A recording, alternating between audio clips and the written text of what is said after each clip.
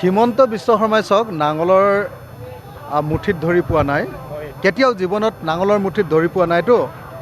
গতিকে তেওঁ মাটিৰ বিষয়ে একো নাজানে। মাটি কি, মাটি কেনেকৈ পট্টা হয়, মাটি কেনেকৈ মানুহৰ নামত আহে, এই কথা নাজানে। তেওঁ নাজানে যে ৰাজহ মন্ত্ৰীয়ে চৰকাৰী মাটিৰ পট্টা দিব নোৱাৰে। তেওঁ নাজানে যে চৰকাৰী মাটিত বসবাস কৰি থকা মানুহক কেৱল LACৰ জৰিয়তেহে, লেণ্ড এডভাইজৰী বৰ্ডৰ জৰিয়তেহে মাটিৰ অধিকাৰ দিয়া হয়। আৰু লেণ্ড এডভাইজৰী বৰ্ডত থাকে স্থানীয় বিধায়কসকল। যেনেকৈ শিৱসাগৰ লেণ্ড এডভাইজৰী বৰ্ডৰ মই মেম্বাৰ, তাত DC চেয়াৰমেন। গতিকে মোৰ মতে মোৰ সমষ্টিৰ মানুহক মাটিৰ পট্টা দিয়াৰ কাম আমি কৰোঁ। এতিয়া হিমন্ত বিশ্ব শৰ্মাই নাজানে এই কথা যে কেনেকৈনো অসমৰ মানুহক মাটিৰ অধিকাৰ দিয়া হয়, মাটিৰ পট্টা দিয়া হয়।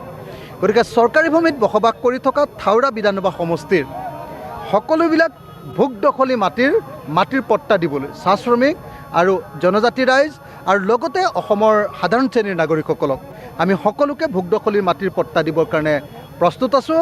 আমাৰ একদম স্পষ্ট প্ৰতিশ্ৰুতি হ'ল যে অহা 2 বছৰৰ ভিতৰত থাওৰা বিধানসভা সমষ্টিৰ ভিতৰত থকা ভোগ দখলীৰ সকলো চৰকাৰী ভূমিৰ মাটিৰ পট্টা প্ৰদান কৰা হ'ব। ধন্যবাদ।